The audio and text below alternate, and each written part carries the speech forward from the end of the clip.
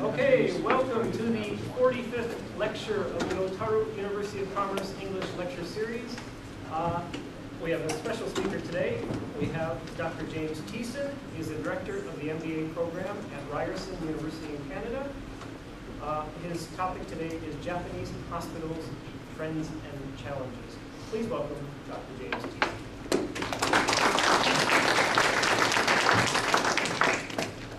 Well, thank you, everyone. Thank you, Sean, for enabling me to come up here, and Dr. Nicola for making the introductions and bringing your students. Thanks for having a nice audience on a beautiful day in Sapporo.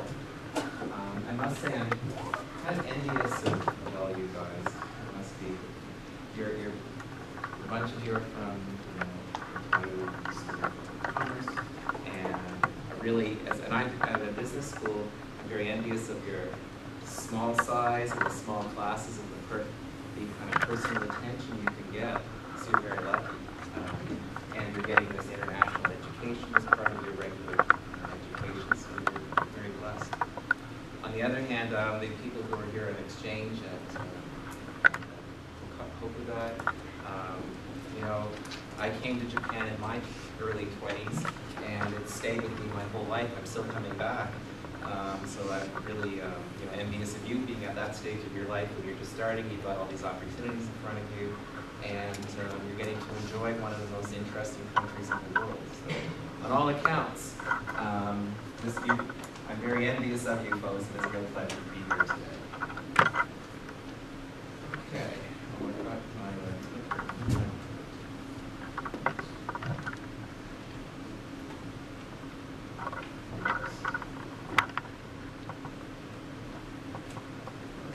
How many of you have been to a hospital in Japan? You don't have to answer. I won't ask you why. How many have been to a hospital in Japan? Few people. Okay. Have you been to hospitals back home? Most of you. Okay. Any of you from medical families at all, where you have people that are doctors or nurses or something? So a lot of you know a little bit about. A few of you know a bit about the healthcare system. You think that much about the healthcare systems and hospitals that much? Do you care that much about them? Yeah? You do? So, well, yes, you do. So you think about them. And because a lot of young people don't think that much about healthcare. Right? Why? You don't need it because you're healthy. Okay? For the most part. Not everybody, but most people don't think about it that much. And you think, well, it's something I might need, maybe later on, but you don't think about it that much. But I have to say that eventually, unfortunately, most of us, we all will need to use healthcare systems at some time. And more broadly, the healthcare systems and hospitals are going to be really important for our economies because they're becoming bigger and bigger parts of the economy. And as young people, when you're looking at tracking your careers, I don't know if there's a better sector to think about working in than healthcare. And it's not just about being a doctor or a nurse or a technician. There's a lot of work in management because, if anything, around the world, one of the biggest gaps in hospitals and healthcare is not the technical bit; it's the management bit, and becoming more efficient and figuring out how to make it work. So I would really think, this. I'm sure you've thought about it before, but or maybe you thought about it before. I really encourage you to think about this talk and maybe get into healthcare later on. We'll talk about that later. I've got up here a picture of Hamamatsu Shakai Hoken going to the hospital. Why is that an important hospital?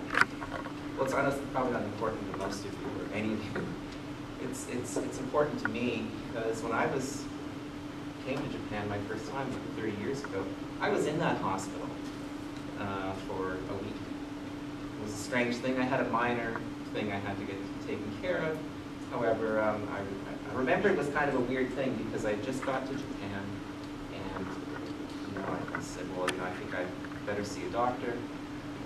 I got introduced to a doctor, and then before I knew it, they said, well, there was someone at the English school where I was teaching. He was connected to this hospital, and they said, well, we can get you in. I said, what do you need? Well, I needed an introduction so that I could see the doctor. The doctor came down from Tokyo. I thought this is unusual. This is a pretty big city. This is in Hamamatsu in Shizuoka Prefecture. I thought, this is a pretty big city. Why don't they have their own doctor in the hospital for this type of stuff? However, this is what happened. And so I got checked out and everything. You know, I had a procedure. And I was in the hospital for about a week. And that was an experience. It was a 4-bed ward, 4-bed room. And I was with these other there's some old Japanese guys in the room with me. And there's some weird things. The nurse came to us at the end of the day and said, gave us a broom and said, you got to sweep under your bed. You got to clean up around the hospital. And I thought, this is unusual. Well, first of all, when I went there, I went and there was this big room. We were all waiting to see the doctors, I should say. And when I finally got in, I said, I was in this room, cleaning up the bed. People were bringing in ramen and stuff, you know, to eat their own food. And it was kind of loose, you know. In visiting hours, I was asking the visiting hours, and people just sort of showed up anytime. And they were bringing fruit, so I had big boxes of fruit underneath under my bed. But I thought it was a kind of a loose thing. But anyway, I was treated well. I thought, well, it was fine. And that's where my first experience was for hospitals. In Japan, I didn't think that much about it for many years. I went on to study management. I studied particularly Japanese management, did some work with Dr. Fukuoka. And I was also interested in small and medium businesses, not particularly interested in healthcare. Maybe because I was young and healthy. But I've had some colleagues. I was teaching at another university in Ontario called McMaster University. And I had colleagues that were teaching healthcare management and health economics. And we were talking about this, and I started thinking about, you know, they said, why don't you look at Japanese healthcare? Well, I've done study Japanese management. Why don't I just look at healthcare? That would be something. But why would I look at Japanese? That became the question. Well, there's a lot of numbers. You might have seen these kind of charts, but it's intriguing, right? You know that Japanese people live longer than anyone else. Is that pretty good? Is that because of the healthcare system? Is it? Partly. But what other things matter? Nutrition, fairly equitable distribution of income in Japan, education levels of men and women, and all this other stuff contribute to keeping people alive longer. The healthcare system, when they look at international, they find the healthcare systems contribute a little bit, but most of it actually is affected by what they call the determinants of health, which would be income, wealth, so you have a lot of poor people here and so on. However, nonetheless, the performance of the health system, I'd say, is pretty good. Would you say? You know this. And then you go, well, how does this work? Well, again, you might have seen this time. What does this tell you? So you've got two axes there. Japan spends about just over $4,000 US, this is adjusted for purchasing power, on healthcare. Well, actually, that's about 3,000. I'm sorry, it's about 3,000. Oops, 3,000 on healthcare, which is pretty cheap, don't you think? For a country that has, you know, over 20% of its people over 65, so even though they have quite a large elderly population, they don't spend a lot. And as a percentage of the GDP, it's quite small too. So like, okay, so it's good performance. You know, fairly inexpensive. So you can, you know, the U.S. is an outlier, as we were talking earlier. It's a whole other place. And then you go, well, what's efficient about the system? Is the system efficient? Why is it inexpensive? And you go, well, I don't think so. Look at these length of stays. Japanese length of stays are quite long. And you look at other aspects of Japanese healthcare, the amount of doctor consultations are about twice that in other countries. The OECD shows this. So so the Japanese use the system quite a bit. They have long lengths of stay. in terms of technology, they've got way more MRIs per capita than anybody else in the world. They're 2 or 3 times, twice the United States level, and 7 or 8 times that of Canada. So they have a lot of tech. So they have fairly, intensively used, and they help. It would be seen to be a well-used, well-equipped healthcare system. Well, if you have long lengths of stays, and you have a lot of people in the hospital, you're going to need a lot of beds. Now, some people would say it can go the other way around. Because you got a lot of beds, you have long lengths of stay, right? You go the other way. But so Japan has all these beds, all this technology. They use the healthcare system a lot. So I thought, yeah, this is pretty interesting. How do they do it? That became kind of the question. So I started looking at this. And then I thought, well, I said, I'll just bring my knowledge of Japanese management and look at health. And you think, well, when you're thinking about management in other fields, and how any of you are if you have business students, of course, I know, other economists here and so on. I'll just talk a little bit about this. Well, healthcare is a bit different than other types of industries, other types of businesses or sectors. Some people say that there's a healthcare market, right? That you just have supply and demand. You've heard of either the economists or not, you've heard of supply. So some people say for in healthcare we should just have a market for healthcare, right? Supply and demand. Is that a good idea? Okay, I'll just step back for a second. What does a market mean? And for the economists, what do markets have to have? If you're going to have an efficient market, what should you have? Remember, you need some consumers buying and selling. And what do these consumers have to know? What does a consumer have to know in a market for a market to work? They've got to know the price. What else?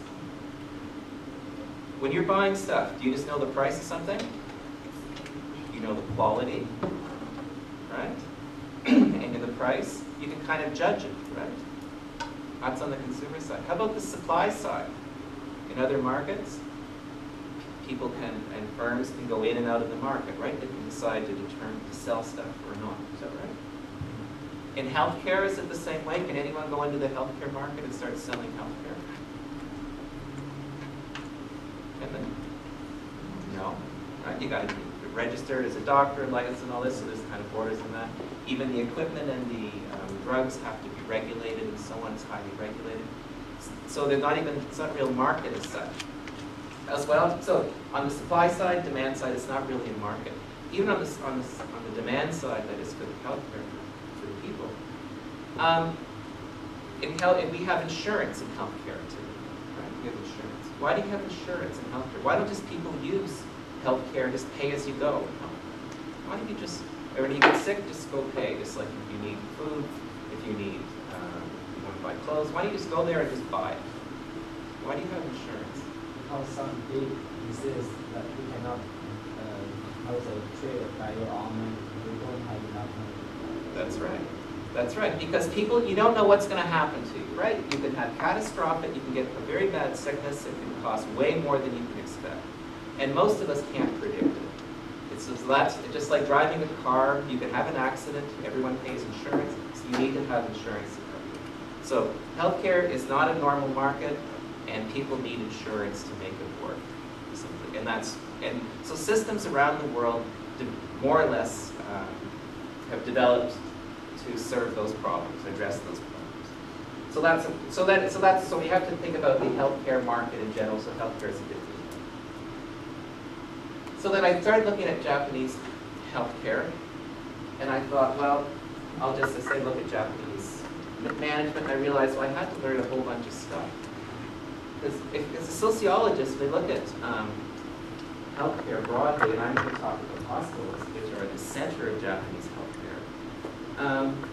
When you look at this, sociologists have said there's kind of 3 types of things that affect healthcare. I have the photo there I just took a couple of weeks ago in Kyoto that I think tries to sort of get at that. I thought it worked. You see this photo, it's promoting, going to Kyoto in the fall, right? To see the colors. So I think that this picture, the poster particularly, the photo, kind of captures kind of the aspects of healthcare, the things that affect healthcare. You've got the culture, you know, as sort of symbolized by the statue there, the picture of the statue. So that's a whole historical aspect of culture that informs healthcare. You also have the technical piece. There's the AED saying we've got a defibrillator here to help anyone who's going to have a heart attack while they're doing their pilgrimage around the temples. So there's a technical piece of healthcare. And then there's kind of this commercial aspect, the business and economics around the promotion. I thought this little piece of this photo sort of captures it. So what you have is, sociologists will say you've got kind of factors, regulations and economic incentives and penalties that governments set up in order to get healthcare to behave the way it should. And that includes the insurance, the rules, regulations, and all that stuff. There are professional norms that determine how healthcare works. That's what the right thing to do is. You know, what are doctors doing? They're trying to treat the patients the best. And then there's, I say, this cultural cognitive orientation. That is, healthcare sort of is affected by the way you think about things and your assumptions about how the world works. So I try to say, when I'm looking at Japanese hospitals, these are the types of things I'm looking at affecting them. But first I'll start a little bit about Japanese healthcare and health services and background. I'll talk a little bit about the history, because that, of course, determines where we are now in many respects. And the big story about Japanese healthcare, and many of you are studying Japanese culture and history, is that the development of Japanese healthcare has paralleled the development and modernization of Japan as a whole. Healthcare has been brought along with everything else. So every big influence that happened to Japan historically has reflected on its healthcare practices for more than 2,000 years.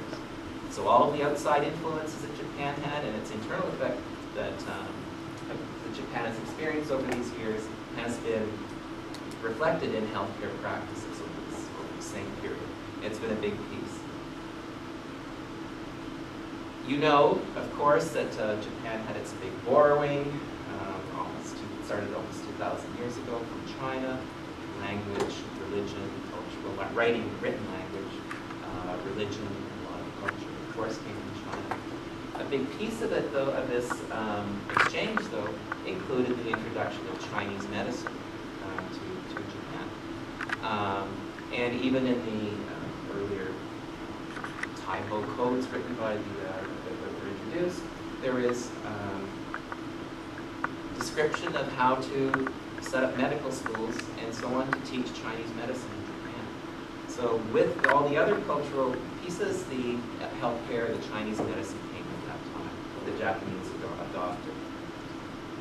So, and that practice still informs sort of what happens today as well in Japan. So when in the old days, when people got sick, what did they think the reason was? They thought the gods were, acting on them or something. It was more of a suspicious thing. It wasn't scientific. However, a kind of quasi-scientific approach is, encapsulated by the Chinese medicine, was brought in at that time. Trying to explain the Chinese medicine looks at things being in balance in your system, and it was a very elaborate schemata of earth, wind, all the elements, and so on, and being aligned with the health of the body and all this. Anyway, so the Japanese, of course, as they did with this, as they did with many things, they ended up kind of refining it, particularly a few hundred years later, and wrote their own books on it, the Ishinpo, and so on. So they took the Chinese medicine, adopted it, and it still remains, actually. And as I'll say, until the Meiji period, it was the most predominant practice of medicine. Even now, the Japanese government, as many of you might know, covers over 140 medicines, Chinese herbal medicines, as part of the health insurance. It's still there. And it has also affected the way doctors practice under Chinese medicine, Kampoyaku. doctors made their money by selling medicine, not by their consultation. And when doctors were introduced, when modern medicine was introduced in Japan, doctors were still allowed to sell medicine, and they continued to sell medicine, not just prescribe. They could prescribe and sell the medicine, though they're not making as much money, but not that much. So historically, we had, I said, the Chinese medicine. And then, as I said, as Japan modernized, so did the medicine along with it, and the medicine was a big part of it. And this is a Japanese characterization, but what you had was, of course, the famous settlement on Ujima. Well, first of all, the Portuguese and the Dutch, they introduced other types of technology, but health and medical knowledge was one of the big knowledge transfers that happened through the island. Franz von Siebold was a very famous German person, doctor, who ended up being sent by the Dutch to the island. He actually became more famous as a botanist, actually studying the plants of Japan and bringing plants of Japan and so on, back to Germany and so on. But he was one of the first medical officers on the island. So for a couple hundred years, they had medical doctors from Holland were always on the island, and they were teaching local people how to conduct modern medicine, which is based on science, not on kind of looking at the body from the outside only, which the Chinese medicine did. So but there were a number of them who did this. The interesting thing there is that the first trained Japanese people in medicine, many were the interpreters. They weren't necessarily doctors, but they were people who learned all this stuff by interpreting for the doctors. So this went on, and some of the things that happened that I think were interesting was that Buddhism, for example, did not allow dissection, right? So how can you understand the human body without looking at it? Right? And eventually, a Japanese doctor did do a dissection, and so on much later. They had dissection books, and books that had come to be published in Europe that came to Ujima, that then it consulted. So it was sort of creeping in to Japan via Ujima.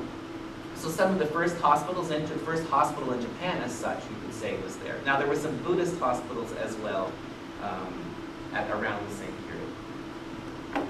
So that was kind of the development.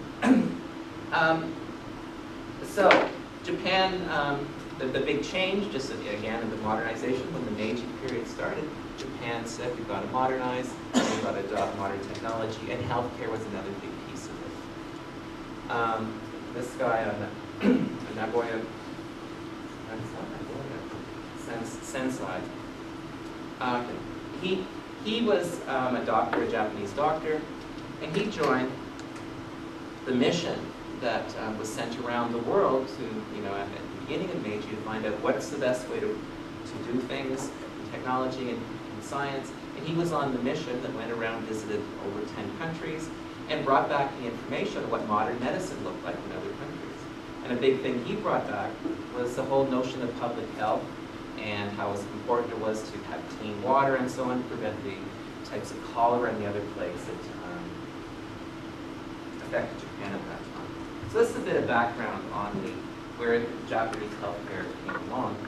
And then, so as Meiji opened up, the Japanese government opened hospitals. The first, there's kind of arguments where the first real hospital was, but unfortunately or fortunately, it looks like Tokyo University gets that. They had a smallpox clinic that was converted to a hospital, and that's where the first medical school was established in Japan, and later on Kyoto University established a medical school. So a big part of the modernization thrust in Japan was around healthcare, making people healthy, and introducing really broad public health programs. So that's some of the background. So what's the big picture for Japanese hospitals? Well, you can see this is just for the year is 1950. What you had, so Japan introduced hospitals. We all know there were wars, and Japan was involved in these. And at the same time, they were developing their health. Obviously, during World War II, at the end of World War II, they lost most of their healthcare facilities, their hospitals and so on. And in the occupation period, the Americans worked with the Japanese to rebuild their hospital. They basically rebuilt their capacity in about 2 years. An extremely accelerated rebuilding.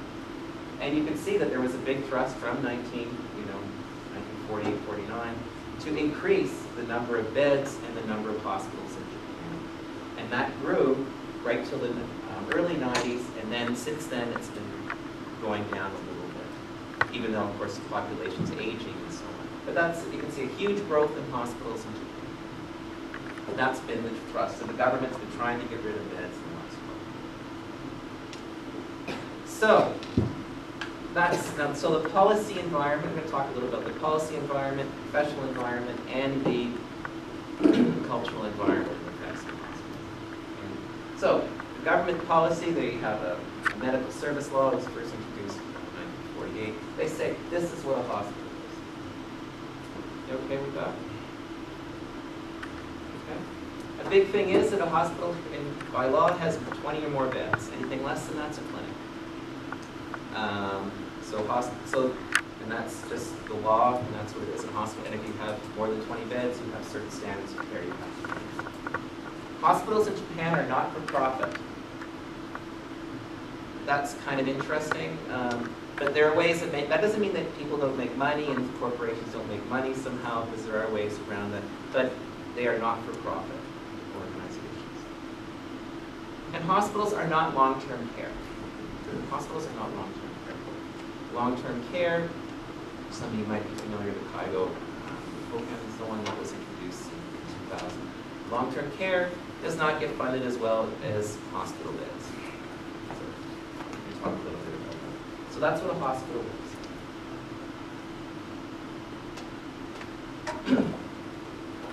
One of the interesting features of Japanese hospitals is that there's so many types of owners, and I think this is one of the most powerful factors affecting hospitals in Japan. In other countries, sometimes the government owns the hospitals, sometimes they're public hospitals only, some have the prevalence of private hospitals, but there's typically not the range of owner types that you have as you have in Japan. So what have you got? There are national government hospitals, prefectures all have hospitals, cities, Red Cross hospitals have been around in Japan a long time, welfare associations, the Hokkaido Social Service Association. So there's also the public hospitals you can see. Semi-public would be all the social insurance organizations. Jurisdictional persons, that's basically a corporation, that's what that means. And health co-ops, the med schools own hospitals, and medical corporations and individuals. So there's a whole bunch of people, the types of hospitals. They're all regulated, they have the same basic regulations they have to follow, but there's a whole bunch of them. And there's a whole range of sizes of these things. And the other thing about it, so what it means is these are all competing for patients. Now from Canada, our hospitals don't really compete for patients. In other places, they don't really. And again, whether competition's good or not, because as I said, the market is kind of a problem in healthcare. Anyway, but Japan, they compete for patients. So in terms of the share of patients, private corporations have 72% of the hospitals in Japan, private corporations of some sort. And that includes private universities, hospitals. They're in that category. So while there are all those different types of public and semi-public hospitals, you can see that private corporations are the biggest group. And a few individuals still in hospitals. But what this also says, so if you look at that number, or that chart, you look at the next one. So what does this tell you about the size of hospitals, roughly? If you look at the two charts. This is the number of hospitals in the share. And this is this one. What can you say about the differences?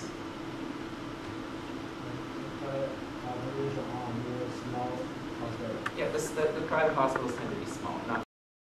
So the big famous hospitals tend to be the public hospitals, of course. Okay. Now the good thing about this, as I said, there's a lot of competition. The bad thing is, and I was talking about this earlier, before the talk is that there's a real range of hospital quality in Japan. There's some great hospitals, and there's some hospitals that they all meet minimum standards, of course, but there's some hospitals that are not perhaps as great as the others. In other countries, there tends to be more of a sameness of hospitals, whether they're all pretty good. Japan, there's a bit of a range of quality. But so that's where you see the private corporations still have the majority. So how do hospitals get paid? Well, you've been to hospitals. You usually don't think about how they get paid unless you're paying for it. Right? No one really cares. You just want to get treated, right? But this is an important part because this helps determine how hospitals act and what they do. So you think Japan's hospitals are activity-based. What does that mean? It's the activity-based. It means they get paid for what they do. And you say, well, okay. How else can they get paid? How else could a hospital get paid? How else could they pay? You could get paid just a budget. You say, okay, we give you 10 million, 300 million a year. You just take care of as many patients as you can. Would you do that? That would be often public hospitals might be that way. That was the way a bureaucracy would work, right? You would just give them a budget. You take care of as many people as you can with a budget, right? That's the way hospitals are paid in Canada, actually. It's not a very good idea. What's another way of paying for hospital or activity healthcare? What's another way of saying paying hospitals? What would be another way? Anyone from England here?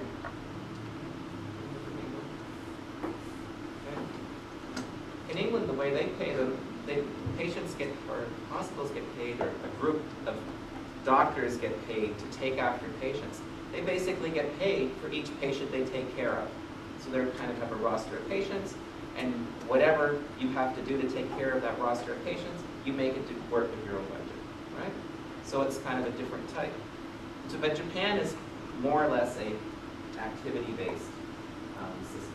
And there's two ways. One is fee-for-service. That's simply whatever you do, you get paid for.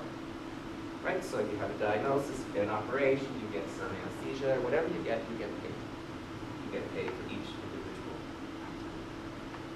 And that's what the regular doctors, your clinicians, and clinics get, and so on. Whatever they do, they get paid.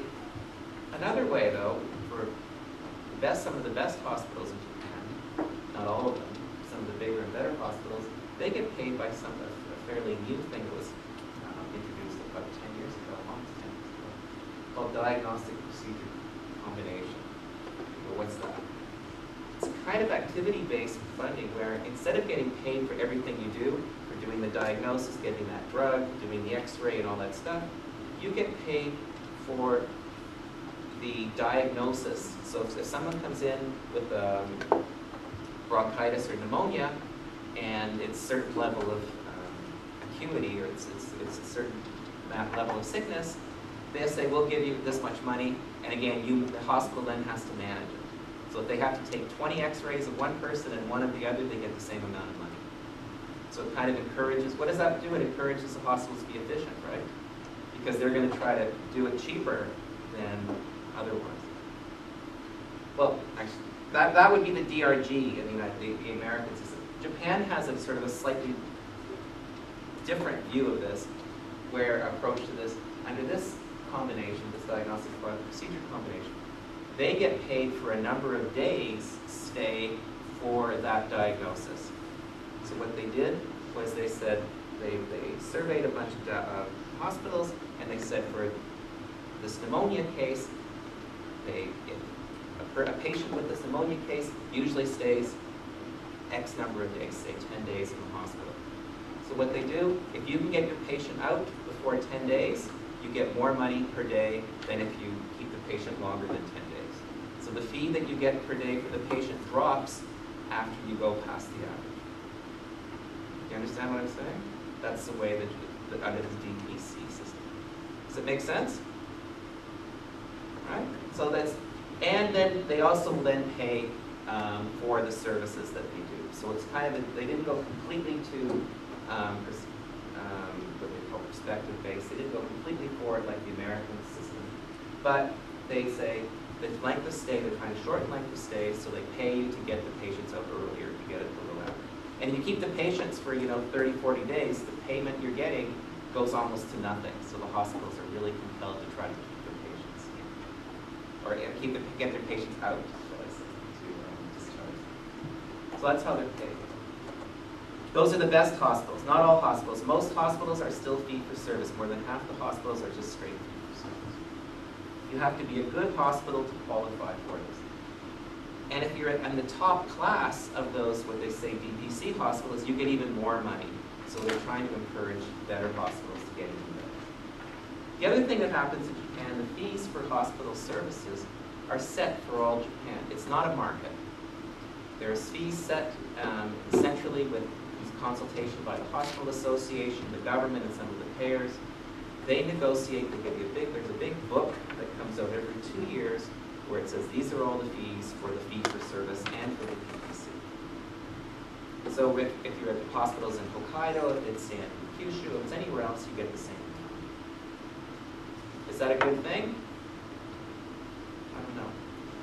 What is it? It's not that. Except the people in Tokyo, if you're running a hospital in Tokyo, would you like that idea? No, because they said, you got to pay our people more, you got more costs in Tokyo. Why should we get the same amount of fee as someone from some cost? However, what's interesting about the fee for service, or the fee setting purpose, or the fee setting activity, is what they do is they monitor all the fees, all the invoices the hospitals are doing nationally. So if they see a lot of activity in some type of action, like some type of diagnostic tests, if they see a whole bunch of big bump in the diagnostic test use, for example, what do you think they do? They lower the price of it. So they monitor the activity of the doctors in the hospitals to see if they think that there's a lot of activity, a lot of action, they think that they are trying to make money on this type of behavior by doing this type of thing. So they squeeze and lower the rate down to try to curb that. So it's quite clever. Some people say it's frustrating if you're in the business. But that's what they do. So, and how is it paid? Well, you're familiar with Social Security in Japan, I think. Again, is that normal or not? There are different ways of having insurance. One is, in other countries, they have tax-based systems. Other places have a private system. In Japan, it's Social Security. That is, most people, it started with being based on where you work. It's about 60% of people are in what they call work-based plans. They're even private insurance funds attached to your employer. There's a small medium business fund for small medium business subsidized by the government, and there's co-ops plans and so on for different unions. Residence-based are municipally run funds for people who don't work, simply. So if you aren't working, you still have to be covered. And then there's another plan for people 75. Those are broader categories. So, what are the costs? Well, this is obvious. Costs are the same in every hospital. This is interesting with hospitals. What they do is the same everywhere, basically. They take care of patients. They have the same technology. They all do the same kind of stuff. And so you can say, oh, the same stuff. But something a bit different in Japan. But in Japan, doctors are employed by the hospitals. They are not contractors who come in and do their stuff, which is the way it can be in other countries. Doctors in Japan aren't paid that well. If you want to make tons of money in North America, you become a doctor. Well, not tons. They don't all make lots of money. You can make a lot as a doctor. In Japan, a doctor would make roughly half what an American doctor, at least, or even less. Maybe closer to half to what a Canadian doctor would make, maybe a third of what an American doctor would make. Nurses, however, in Japan are paid roughly the same as they are in North America. But their salaries don't go as high. The allied health vets, physiotherapists, occupational therapists, they have all the same people in hospitals. And they're all regulated and so on, and your support staff. In Japan, capital, of course, matters. Japanese hospitals, you've been in them, they're either new or they're old. They don't have the well, you'll see in hospitals in some other countries, they renovate or add to existing buildings. So you'll see a hospital, and you'll see the original old building, then you'll see the addition, and the addition, and the addition, and they'll add floors. They're kind of complicated. In Japan, they basically keep a hospital for about 30, 40 years, tear it down, rebuild. They typically don't do the renovation, so they have their capital needs. They're quite high in Japan. Japanese, as I said, have the highest use of technology in the world. Big aspect of the way of driving what hospitals do is their serving of outpatients. You go in a hospital in Japan, we have this, in most hospitals, not all, some are changing, you have this big outpatient room where you wait and to see a clinician. And the clinicians are listed on the web page, or you can find out what clinicians are there, where your eye doctor, when the eye doctor's there, and he's going to be holding office hours, and you can visit a doctor in Japan directly without a gatekeeper. In other countries, you have gatekeepers through a physician, a family physician, that you can then go see the doctor after, or the specialist after you've seen the family physician. That's not the case in Japan. However, and I'll say a bit about it more, the Japanese government knows they have to control costs, and they've introduced policies to encourage the use of family-type physicians. They don't really have them in Japan yet as gatekeepers. But that's typical of the hospital. But why do hospitals do this? Because they can make pretty good money out of this. But now they can make better money by serving patients that are introduced. So that's a bit on the policy, and I'll talk about some changes that are coming later. So the professional norms, it's the other factor that affects hospitals. Well, Japanese and doctors, as you know, are educated quite well. Unlike others, countries where you may go into medicine after your undergraduate program. In Japan, you typically go in directly out of high school. And then you become a resident for a couple of years, and so on. So there are provider standards, and the Japanese doctors are pretty good. It's hard to get into medical school here, so they've got smart people in medical school. They do use the latest technologies, as I said, the latest imaging technology now is called a PET scanner. They're more advanced than MRIs, these other things, because they can actually look at the physiological aspects of the thing they're looking at.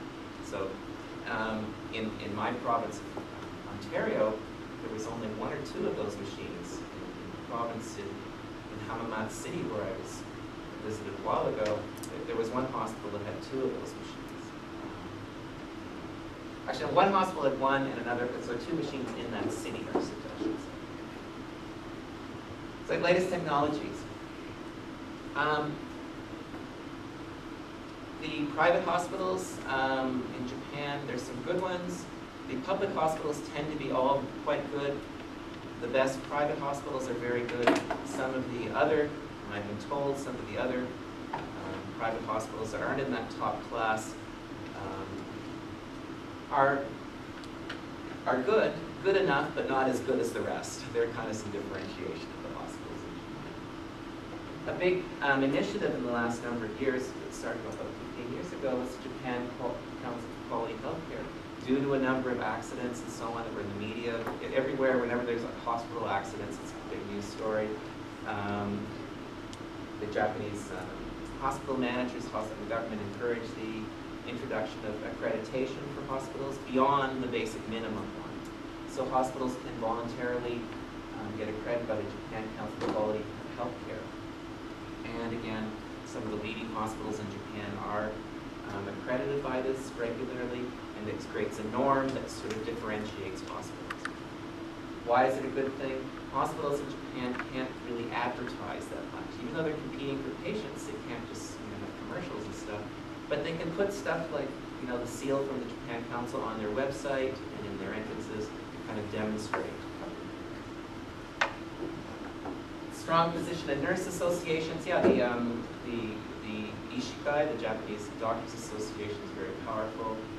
Some would say that's for supporting their professional norms. Some would say it's to support their own interests.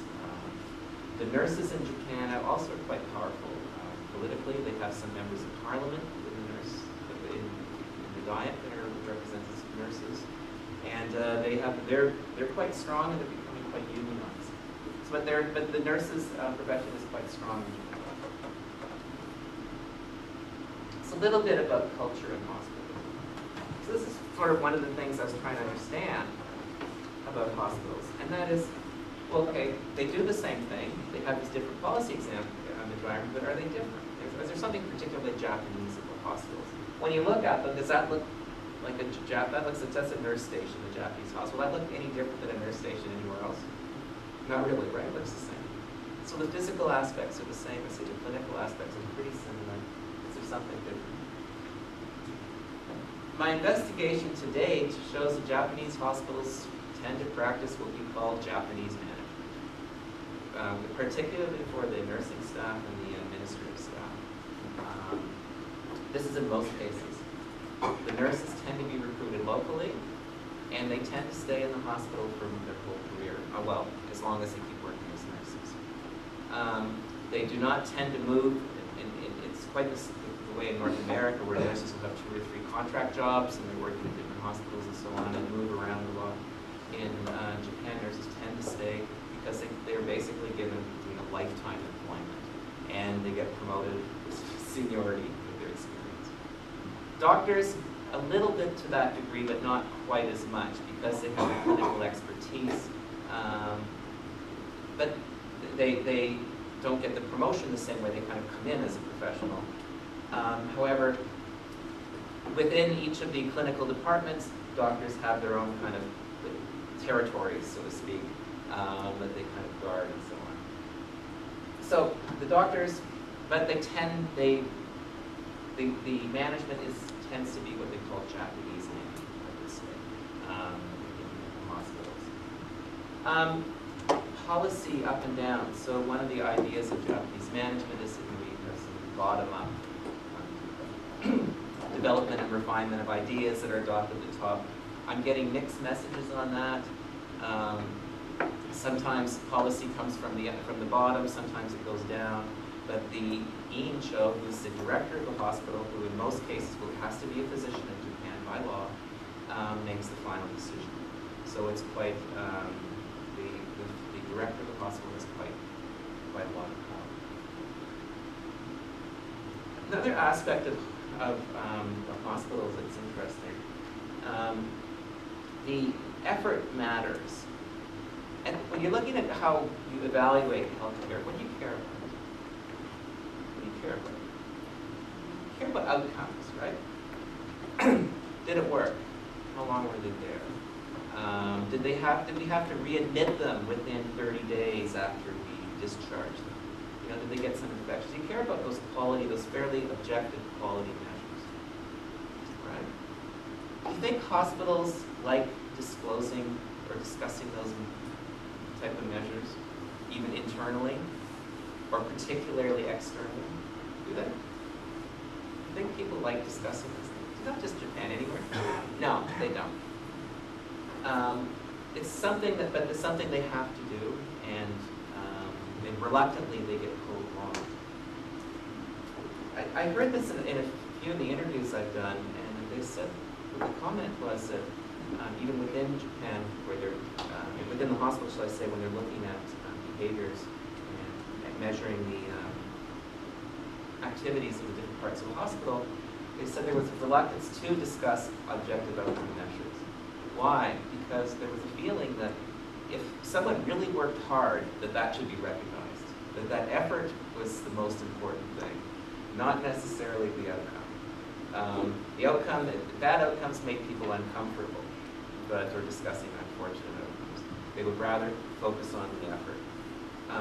So the notion is that the Japanese are moving towards being more transparent. What we're saying, or some of the other leading hospital managers saying, we don't care about it. We care about effort, of course, but the most important thing is what's the objective indicator, what matters most. So the point is, in terms of culture, there's some Japanese aspects of hospitals that remain. Some are quite good. Certainly the commitment to hard work is a good thing, but only rewarding or recognizing effort is not much. So I said the work ethic is certainly there. A big thing in Japanese healthcare broadly is that everyone who's participating in it knows it needs reform, but they also say they really think that people getting access is a fundamental aspect of Japanese healthcare they don't want to change. They know how it's not that way everywhere, and they recognize that it's very important to make sure that people have access to the care that they need. Now the question is, do they get access to the care they want, which is sometimes a different matter. But there's a strong commitment to that, and partly because it's healthcare, partly because it's Japan, the culture, it's slow to change. Even though everyone knows there's problems, because they have quite severe fiscal deficits, that they have to change. So, what are the challenges facing hospitals right now? Well, broadly, you've got system costs and a tough fiscal time. About half the hospitals in Japan are in the red. They're not making money. Is the Japanese government ready in a position to come up with lots of money to subsidize hospitals? What do you think? No, not much. So the broader issue is there's not going to be much more money. Is there going to be a greater demand for their healthcare services in Japan? Yeah. Because of that aging population you've heard about every class. I'm sure.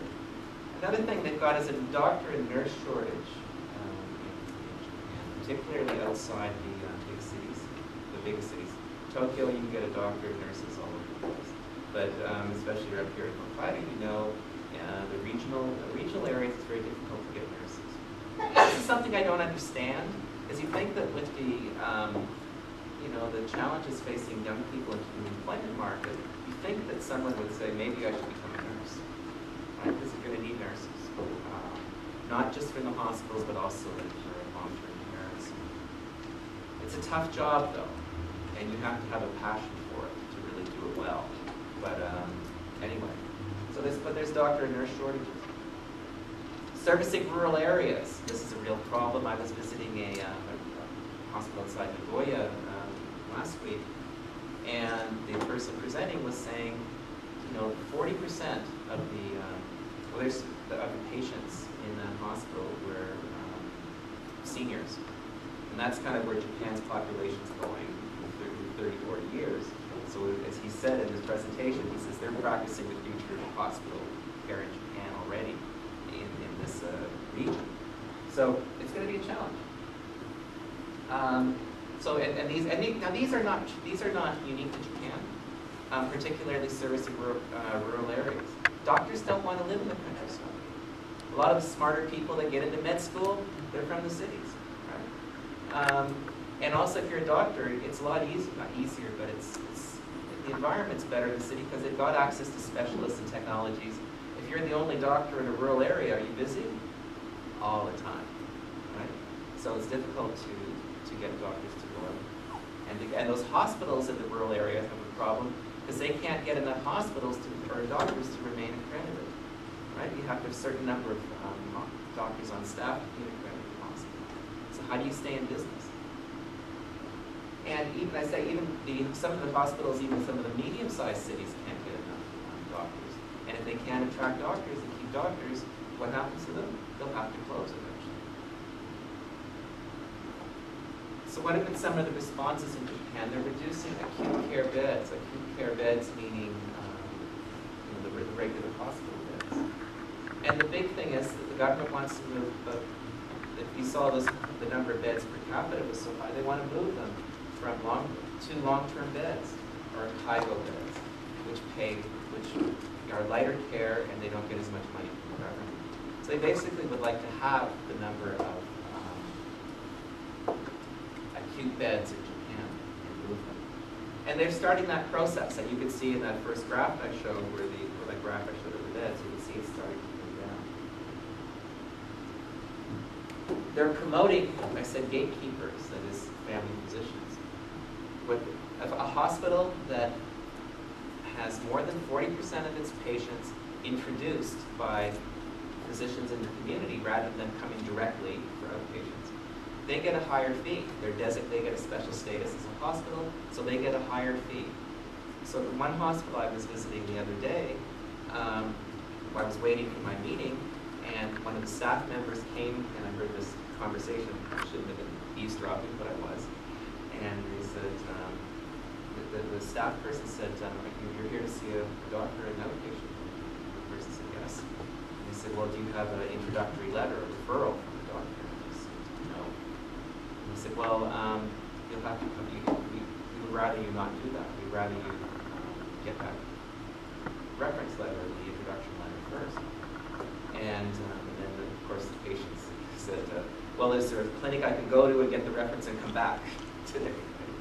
And we said, well, yeah, maybe. Well, they said, no, we'd rather you not. We probably can't see you till Friday anyway. So then the potential patient, left. And the staff person was good enough to refund the parking fees. So they said, okay, we'll give you your parking, free parking. So I went and confirmed this with the person I was meeting, and I said, are you doing that? He says, yeah, they're doing it all the time. So they're trying to send patients out, kind of introduce them to clinicians out in the community, and then bring them, and then if they need them, they can get the care they need. He says, you don't need to have the top care, you don't need to have the best hospital in the region serving a person with a cold, right? And this is what they're promoting. They're trying to build connections with the nurses, what hospitals are doing. If you've got a nurse shortage, nurses aren't treated that well in many countries, and yeah, whenever I've talked to nurses, a lot of nurses aren't very happy. In Japan, that has been the case. However, they're trying to, when you have a nurse shortage, suddenly nurses become more important. You've got to treat them pretty well. There's a new type of nurse called a nurse's assistant. So nurses have nurses' assistants, and also they're being encouraged to come back to work after they have babies and so on. So the fact is, when you're needed more, your status is going up. So nurse status is going up. So Goteki institutions, there's some in the regions, the servicing healthcare in regions. They're constructing these integrated care operations out in the rural areas, which integrate aspects of long-term care and acute care and have a more seamless integrated care model out there. That's one response to the regional problem.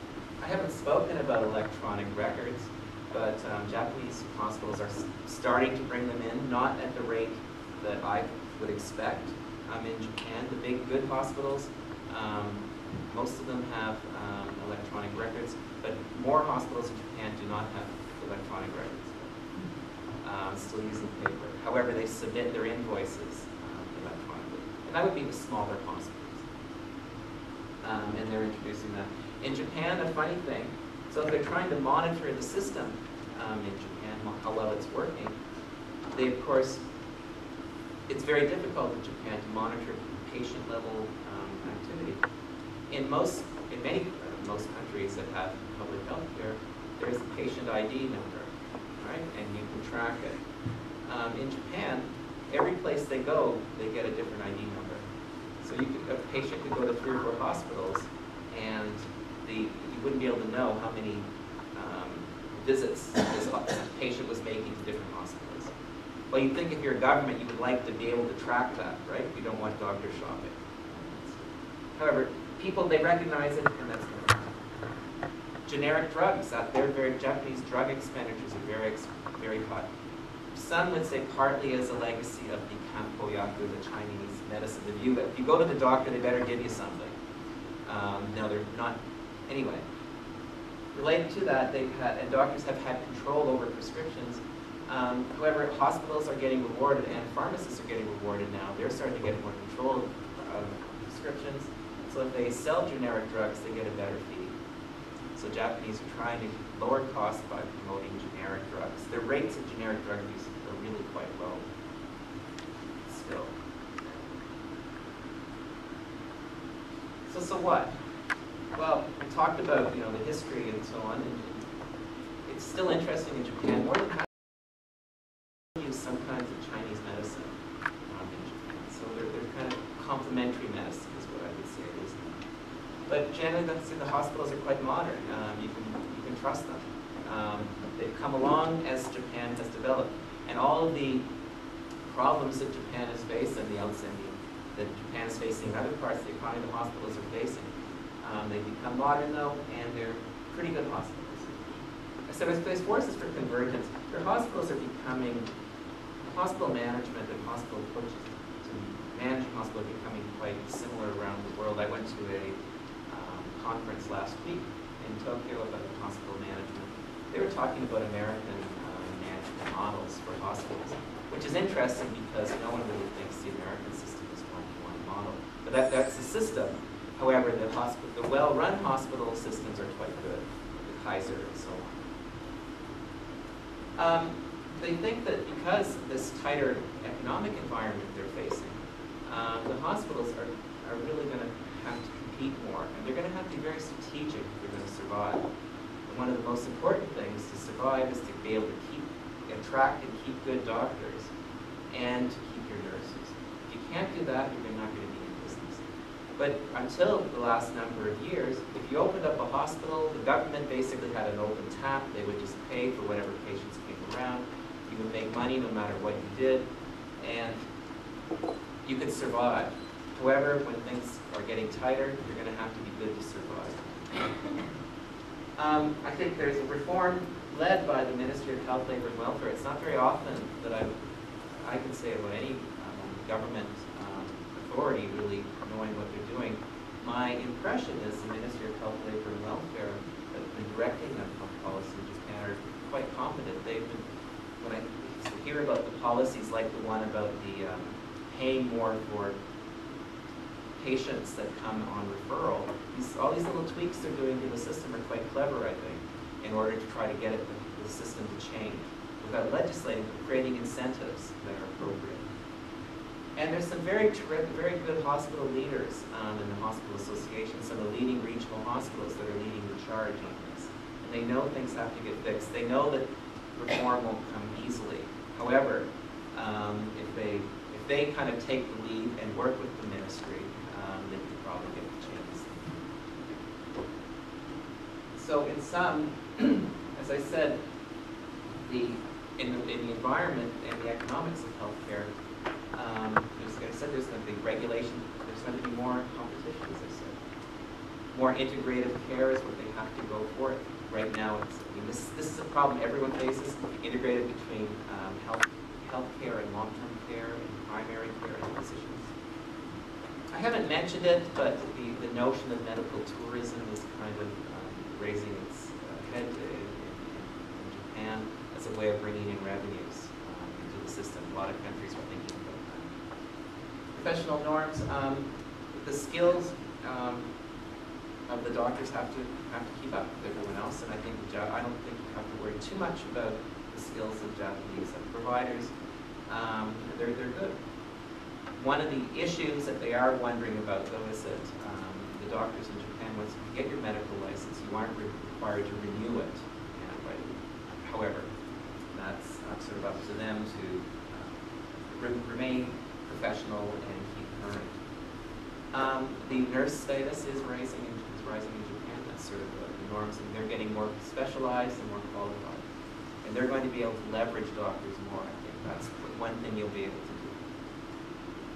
And I think this more competitive culture will lead to less, say, Japanese style management in the hospitals, because more transparent performance measures, more transparent, and maybe perhaps some merit-based promotion might come, and all of this other stuff. Just because it's a tougher environment, you can't, be on autopilot anymore. So I think that's where it's going to go. But I think generally, the Japanese hospitals, I say they're certainly challenged, and I think there's going to be a bit of a shakeout, and there will be some more hospitals who go out of business. This hospital that I went to, 30 years ago, this hospital is no longer the Hamamatsu Shakai Hoken Gyo. It's a hospital that was in the red for many years, and a couple of years ago got sold out to a private company. Another hospital bought it. So kind of representative of the changes in Japanese hospital system, because this wouldn't have happened years ago. Because you just saw everything growing, and now there's some restructuring, and the old hospital that I went to, even though it treated me well, they couldn't keep in business. So, anyway, so that's what I just wanted to say. I thank you for your attention, and I'll be glad to take some questions after I drink this tea. So thank you very much.